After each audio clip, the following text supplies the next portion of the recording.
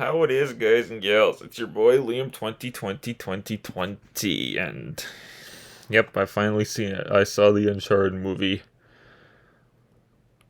It was really good. Actually, this is the first time I've ever watched a video game based on a movie. I mean, movie based on a video game. Fuck. I got it backwards. But yeah, it was really great. And I'm going to say right now, almost all the speculation videos I made, which I'll put those in a playlist along with this, the vast majority of them were true.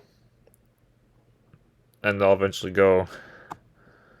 I'll explain this movie scene by scene and how it compares to the games, which I obviously ranked them already. And, yeah. Let's get started.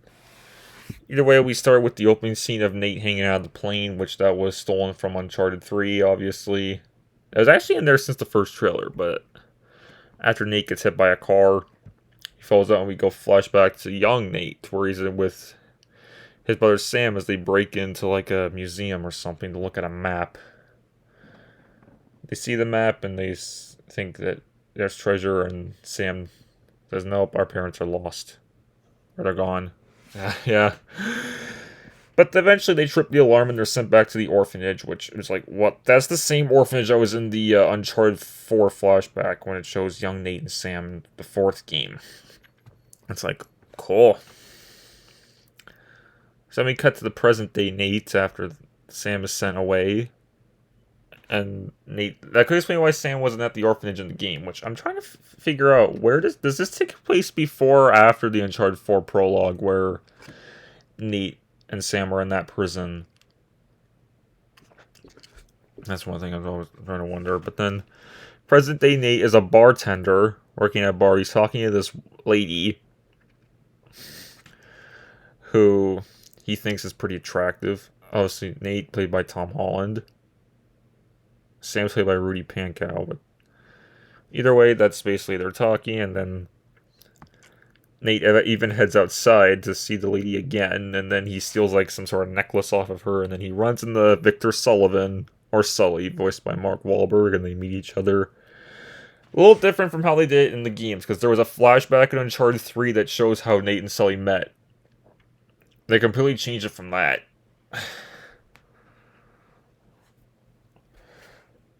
But yeah, and then Sully asks like if he wants to work with Nate, but Nate refuses, and then Sully leaves while also stealing back the necklace that Nate stole from the woman earlier. And then Nate finds he even finds the with a note, it's like, "Thou shalt not steal." Yeah. I studied the 10 Commandments in elementary school, and that was one of them.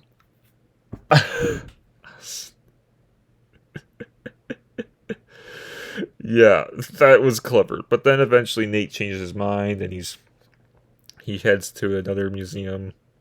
Same museum. I think it might have been the same museum because the map was there. And then he runs in. It's like, yep. They're kind of acting like themselves from the original games. And this scene where it's discussing that when they're in the museum, it's like Sully says that he actually met Nate's brother Sam, which they're looking for books. It's like, ooh, it's Ferdinand Magellan's treasure. I knew it had to be a different treasure that wasn't Henry Avery's. Like, who they were searching for in the fourth Uncharted game. That's one prediction they got right. And then they read through these books. It's like, ooh, House of Moncada. So they're going after it. There's a cross being held at an auction, so we gotta go to the auction. And said auction was stolen from Uncharted 4. Another scene that's stolen right from the games is the auction. So then Nate and Sully head to the auction, and they see the car that hits Nate earlier in the opening scene when he calls him to fall out of the plane. And then Santiago Moncada, played by Antonio Banderas, gets out and is like, oh, he's the newest descendant of the House of Moncada. Now, I'm actually kind of glad that Banderas was not Hector Alcazar from Uncharted 4, even though I had that theory.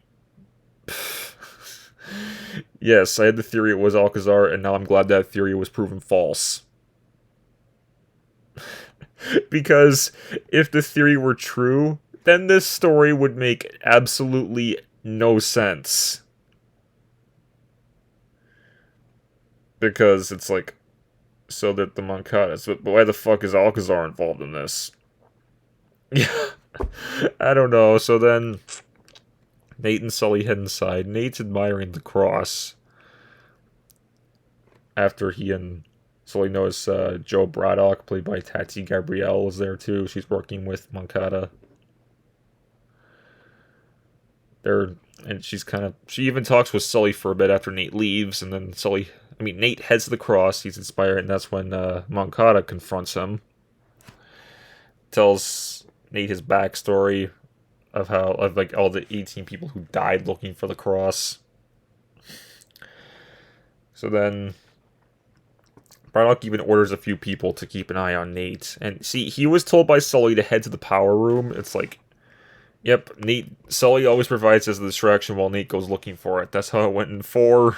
A little bit in 3 as well, but then he heads to the power room, and then there's this Scottish dude played by Stephen.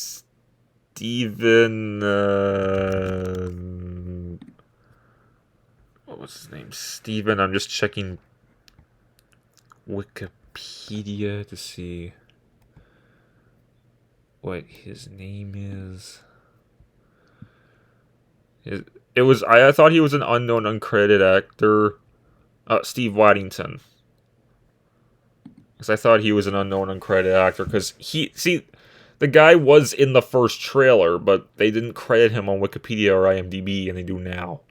It's like, so what? So obviously he just keeps saying a bunch of gibberish that ends with proper Scottish welcome as he fights Nate in the power room. Like, I don't know where that scene was when I first saw the trailer, but they're fighting, and then Sully's bidding for the cross alongside Moncada until Nate comes up, and he does like this epic light swing that he falls down, and that provides a perfect distraction for Sully to change into a valet outfit, steal the cross, even though Braddock tries to stop him, but fails after 2 guards catch her, and he leaves, and Nate's like, "What? You were gonna leave me there?" That's once he gets in the car. It's like, well, the only rules don't get caught. And someone had to get the cross. That was kind of funny. So then they end up flying to... After they get the cross, they end up flying to Barcelona, where they meet up with Chloe Fraser, played by Sophia Taylor-Ali. This Chloe was actually, like, really decent. And she almost acts like herself from Uncharted 2, pretty much. It's like, yeah, that's the Chloe I know. Which then, she steals the cross, but Nate chases after her to the city like crazy until he even crashes into Sully along the way. But they eventually stop her before she can drive off, and she decides to help them. So then, Moncada is talking with his dad, who was there at the auction, and he's saying that the family would end up coming extinct with him, but obviously he's disagreeing with it and analyzing it. But then Nate and Sully head to their hotel room, really start working, and even we see a montage of Nate working out and them analyzing the cross, and she even has the other one. So then they see there's a church. And Sully has so many apps open on his phone, and he's supposed to use, like, Find My iPhone or whatever the tracking device is, so he can track Nate and Chloe when they're in the church. Well, first, after they get to this, they see a statue's out of place, so they take the 2 crosses, stick them in the keyholes, and twist them. Sully nearly gets shot, and he's like, "It was 50-50, I made a guess." Yep, that's kind of acting like Sully from the original game. They twist it, and then they get in. Sully's still decent, even with the fuck up with not giving Sully his mustache, that was still decent, but yes, even though they did fix that in the mid-credits scene, but... So Nate and Chloe head underground while Sully waits, but unfortunately Braddock is caught up after Moncada and orders Braddock to kill his father, Turning the Kylo Ren, man, my dude. Damn. But then the Scotsman and Braddock are there. As Nate and Chloe are underground, looking around through clues, they see one path. There's an arrow. It's like, yeah, we're not going that way. Because, like, arrows show up and block their trap. Or block the path. It's like, yeah, the Uncharted games really did stuff like that. It's like, yeah, that's what would happen if you did that. So they eventually head down, and then the place ends up flooding due to a fountain being released, and they order Sully to free them. Because he has the other cross. He reaches a pizza parlor where Braddock ambushes him as he tries to save Nate and Chloe from drowning. But even though Chloe is sort of drowned, but she manages to get resuscitated. Well, no, she just resuscitates by herself. She coughs up all the water, and then they're free, even though Sully did throw his cross down eventually after they escaped, and Nate kept telling him, dude, throw your cross down here. We need it. We need both of them. So then so eventually Sully throws the cross down after he escapes from Braddock and catches up with Nate and Chloe. The crosses go down, they twist it into a bigger keyhole, and they open up another door, which leads to a big room filled with sand. Well, actually, this big vase is built with sand, which end up breaking after Chloe climbs on top of them. And then they find the map that leads to the treasure in there.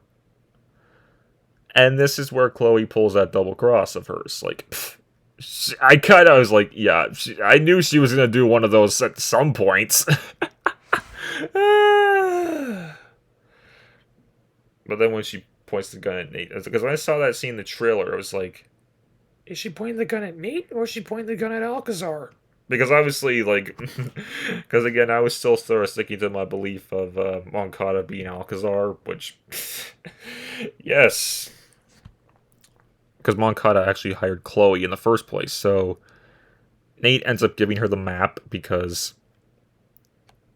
And then... Well, actually, no, he doesn't, because Chloe knocks him out and steals the map. But then Sully gets down there and Nate wakes up. So Chloe takes the map to Moncada and tells him, hey, I got the map that's going to lead to the treasure. And they're even boarding a cargo plane to go looking for it, since they're loading all their gear on board. And Moncada even tells Chloe, be careful with my car. I had this car since my dad gave me this car when I was like 18. I think it was around 18. Something along those lines. They're boarding into the cargo plane, which Nate and Sully manage to catch up to them. And they realize, oh shit, we gotta get on that plane somehow. So then they climb into the trunk of Moncada's car as it gets loaded. And they're sort of celebrating, but until Braddock, for some inexplicable reason, ends up killing Moncada. It's like, wow, just had to listen to his damn dad. It's like, yeah, although if he actually were Alcazar, that wouldn't happen, and it would have to end with Alcazar being defeated somehow, and him claiming how he earned his Butcher of Panama nickname that we know about. Which, yeah. No, this story is perfectly fine the way it is. Nate and Sully get out of the trunk and realize that Moncada has been killed, and they turn to a big fight scene. This is the plane scene that was stolen from the third game. Nate gets yanked out of the plane by his foot. See, in Uncharted 3, that's the game it was ripped from, Nate had to go on the plane by himself, but this time he has Sully and Chloe along. Well, Chloe was on the plane, so it does kind of actually steal a bit from the train scene from Uncharted 2. But Chloe escapes. While Sully parachutes out, while Nate is yanked out, he's climbing back in. Braddock orders them to kill Chloe, but she manages to get into the Moncada's car and drive out of the plane, and she even hits Nate on the way out, because he had just climbed back into the plane. And then they end up crashing into the ocean while hanging onto a crate. They're just sitting on the crate floating, and they eventually reach the shoreline. They reach the shore, and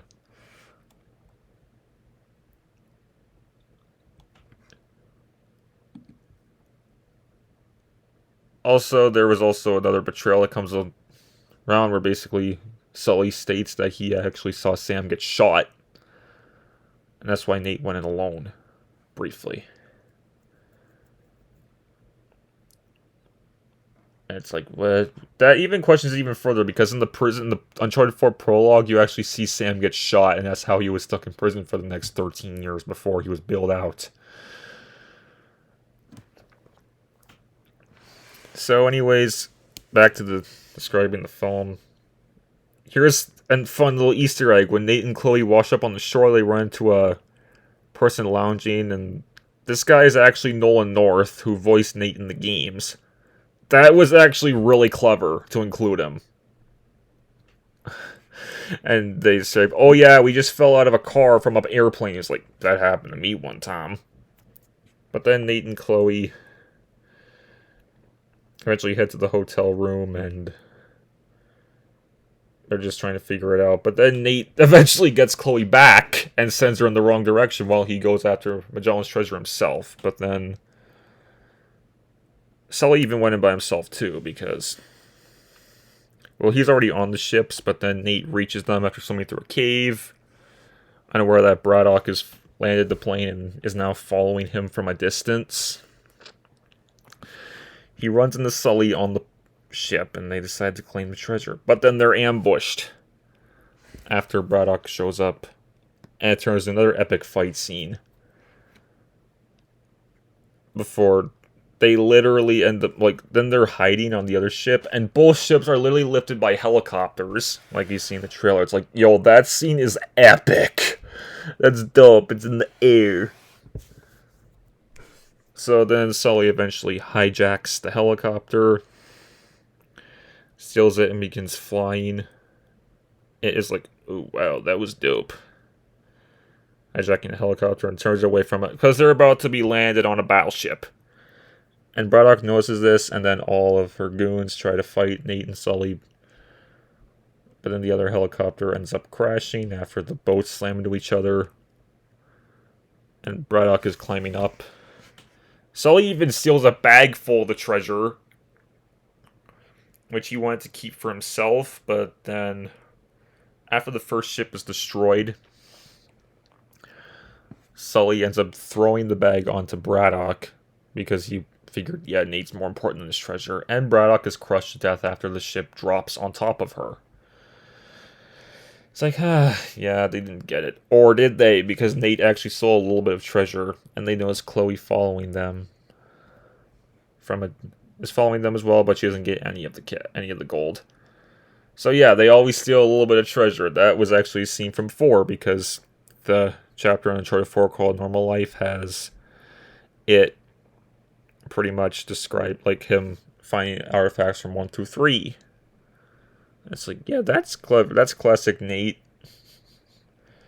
And then we see another little epilogue scene where basically Sam's in a prison and he has a letter. It's like trying to read the letter. It's like, this is another scene that's questioning whether it's before or after the Uncharted 4 prologue, is because in Uncharted 4, when Sam, Nate, and Sully are driving through Madagascar to find Avery's treasure, Sam mentions that he basically passed the time in prison by doing like cardio, smoking, staying out of fights between rival gangs, and the prison actually had a library that he had access to, and there was this guard who would check out books. And they even ask Sam why didn't he use said guard to try and get word to him. And Sam says that he asked the guard to mail a letter to his P.O. box, but Nate never received it due to the prison warden seeing Sam's letter, and he got busted up bad and never saw the guard again.